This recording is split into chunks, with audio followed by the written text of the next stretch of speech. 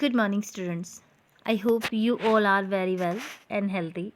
In previous lecture, we talk about the topic role of hormones in initiating reproductive function.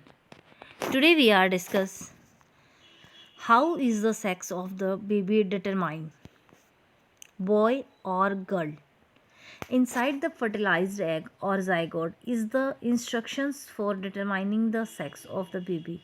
This instruction is present in the thread-like structures called chromosome in the fertilized egg. जो fertilised egg होता है जिसे हम zygote कहते हैं, zygote में information होती है कि जो सेक्स डिटरमाइन होगा बेबी बॉय होगा या बेबी गर्ल होगा, ये इंफॉर्मेशन प्रेजेंट होती है थ्रेड लाइक स्ट्रक्चर जो होती है क्रोमोसोम उनमें. Recall from chapter 8 that chromosomes are present inside the nucleus of every cell. जो चैप्टर 8 में हमने पढ़ा था कि कोई भी जो सेल का जो न्यूक्लियस होता है उस न्यूक्लियस के अंदर जो है क्रोमोसोम प्रेजेंट होते हैं. All human beings have 23 pair of chromosomes in the nuclei of their cell. जितने भी ह्यूमन बींग्स होते हैं इनके न्यूक्लियस में 23 पेयर प्रेजेंट होते हैं क्रोमोसोम के in the nuclei of their cell. 2 chromosome out of these are the sex chromosome.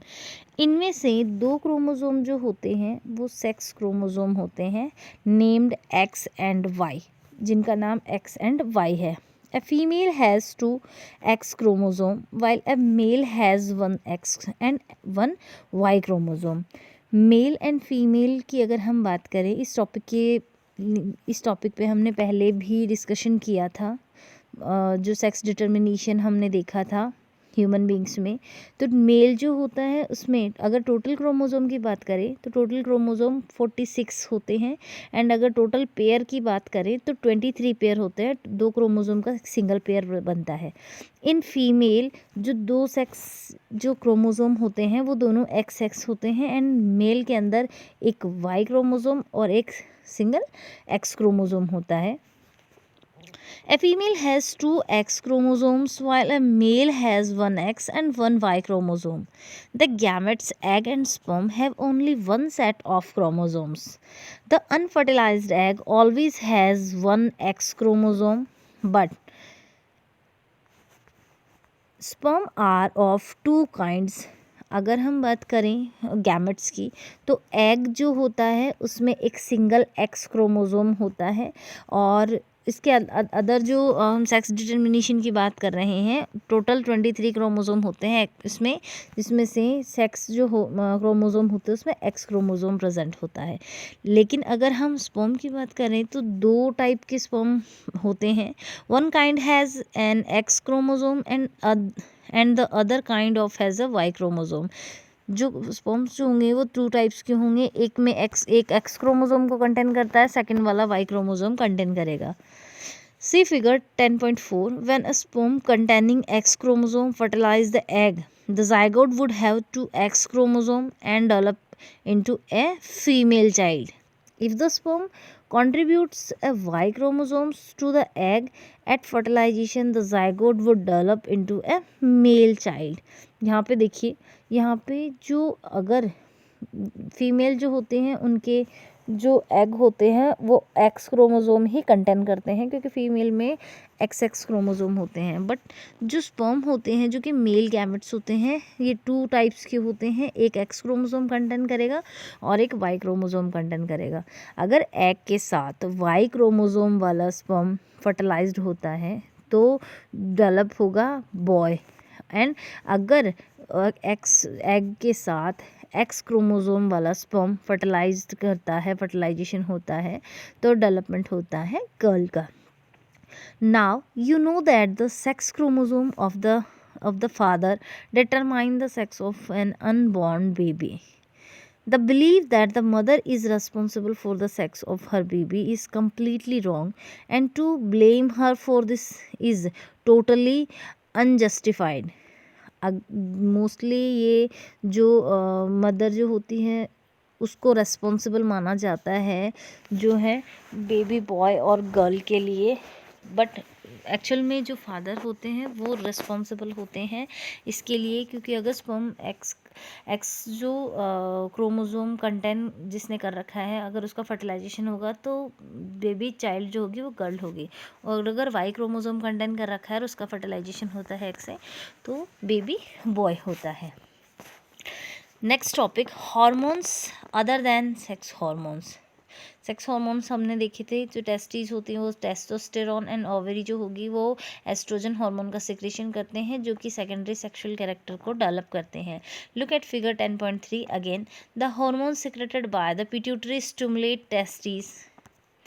यहाँ पे देखिए इसमें and ovaries to produce their hormones. You have already learn that the pituitary gland is an endocrine gland, it is attached to the brain. हम ये पहले भी पढ़ चुके हैं कि पिट्यूटरी ग्लैंड जो होती है वो बाकी सारी ग्लैंड्स को कंट्रोल करती है और ये जो है ये ब्रेन से अटैच होती है, और पिट्यूटरी एक एंडोक्राइन ग्लैंड है। Apart from the pituitary, the testis and the ovaries, there are other endocrine gland in the body such as thyroid, pancreas and adrenal gland। अगर हम बात करें जो हमने बात की ग्लैंड्स की, इसमें पिट्यूटरी ग्लैंड, टेस्टिस, ओवरीज हमने देखा, इसके अलावा और भी कई सारी ग्लैंड्स होती हैं। फर्स्ट यहाँ पे देखिए इस डायग्राम में फर्स्ट पिट्यूटरी ग्लैंड जो कि ब्रेन में प्रेजेंट है, सेकंड थायराइड ग्लैंड है, third adrenal gland, fourth pancreas, fifth position of the ovary in the female are, जो ये ओनली जो ओवरी जो होती है ओनली फीमेल में प्रेजेंट होती है, टेस्टिस जो है वो मेल में प्रेजेंट होती हैं, ये ग्लैंड्स हैं। बूजो एंड पहेली had once visited their aunt who was a doctor and remembered that a boy named Kaka had a very big and bulging throat. Their aunt had told them that Kaka was suffering from the goiter disease of a thyroid gland। तो बूजो और पहेली एक बार जाते हैं और उनको एक काका नाम का लड़का है जिसका गला जो है स्वेलिंग उसमें हो जाती है, फूल जाता है और नीचे लटक जाता है। तो वो बताते हैं कि उनकी आंट जो है वो कहती है कि इसके गॉइटर डिजीज़ है, और ये जो गॉइटर डिजीज़ है ये थायराइड जो ग्लैंड होती है इसकी वजह से होती है।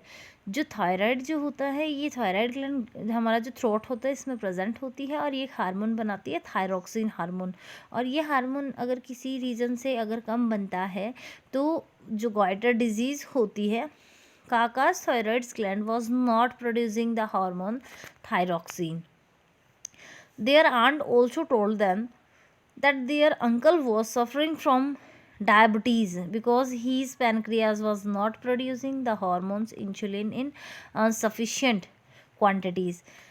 उसकी आंटी कहती हैं, बूजो पहेली की आंटी, कि उनके जो अंकल हैं वो डायबिटीज़ से सफ़र कर रहे हैं, तो और इसका रीज़न ये होता है जो इंसुलिन जो पैनक्रियाज ग्लैंड होती है वो इंसुलिन हार्मोन्स का सिक्रेशन करती है, और अगर इंसुलिन हार्मोन्स बॉडी के अंदर जो सफिशिएंट अगर अमाउंट में सफिशिएंट क्वांटिटी के अंदर सिक्रेट नहीं होता तो डायबिटीज़ होती है।